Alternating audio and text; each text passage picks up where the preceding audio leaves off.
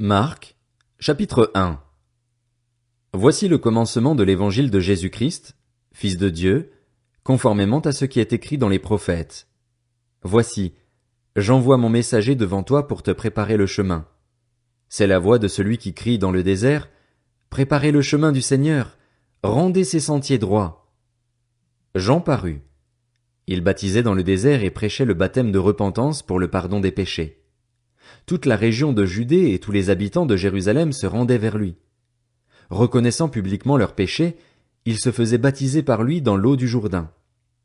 Jean portait un vêtement en poil de chameau et une ceinture de cuir autour de la taille. Il se nourrissait de sauterelles et de miel sauvage.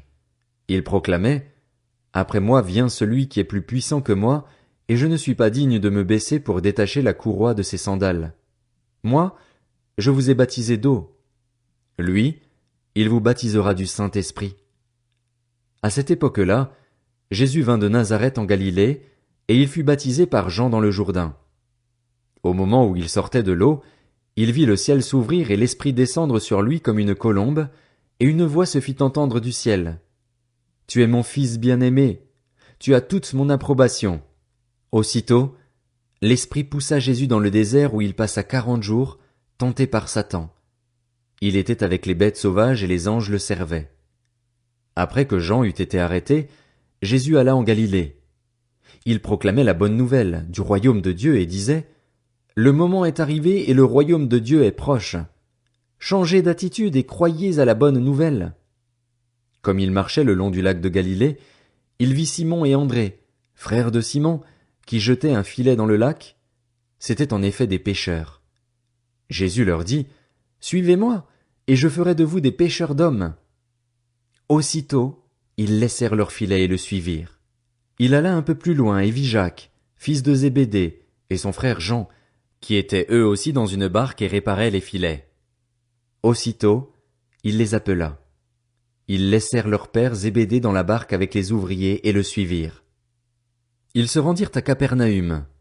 Dès le jour du sabbat, Jésus entra dans la synagogue et se mit à enseigner. On était frappé par son enseignement, car il enseignait avec autorité et non pas comme les spécialistes de la loi. Il y avait dans leur synagogue un homme qui avait un esprit impur. Il s'écria « Ah! Que nous veux-tu, Jésus de Nazareth? Es-tu venu pour nous perdre? Je sais qui tu es, le Saint de Dieu. » Jésus le menaça en disant « Tais-toi et sors de cet homme. » L'esprit impur sortit de cet homme en le secouant violemment et en poussant un grand cri. Tous furent si effrayés qu'ils se demandaient les uns aux autres « Qu'est-ce que ceci? Quel est ce nouvel enseignement?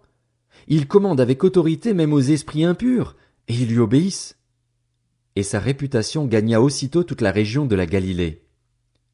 En sortant de la synagogue, ils se rendirent avec Jacques et Jean à la maison de Simon et d'André. La belle-mère de Simon était couchée avec de la fièvre. Aussitôt on parla d'elle à Jésus. Il s'approcha, la fit lever en lui prenant la main, et à l'instant la fièvre la quitta. Puis elle se mit à les servir. Le soir, après le coucher du soleil, on lui amena tous les malades et les démoniaques. Toute la ville était rassemblée devant la porte. Il guérit beaucoup de personnes qui souffraient de diverses maladies. Il chassa aussi beaucoup de démons, et il ne leur permettait pas de parler, parce qu'ils le connaissaient. Vers le matin, alors qu'il faisait encore très sombre, il se leva et sortit pour aller dans un endroit désert où il pria. Simon et ceux qui étaient avec lui se mirent à sa recherche. Quand ils l'eurent trouvé, ils lui dirent « Tout le monde te cherche. » Il leur répondit « Allons ailleurs, dans les villages voisins, afin que j'y prêche aussi, car c'est pour cela que je suis sorti. » Et il prêchait dans leur synagogue par toute la Galilée et chassait les démons. Un lépreux vint à lui et, se jetant à genoux, lui dit en suppliant « Si tu le veux, tu peux me rendre pur. » Rempli de compassion, Jésus tendit la main, le toucha et dit « Je le veux, sois pur. » Aussitôt la lèpre le quitta et il fut purifié. Jésus le renvoya sur-le-champ avec de sévères recommandations.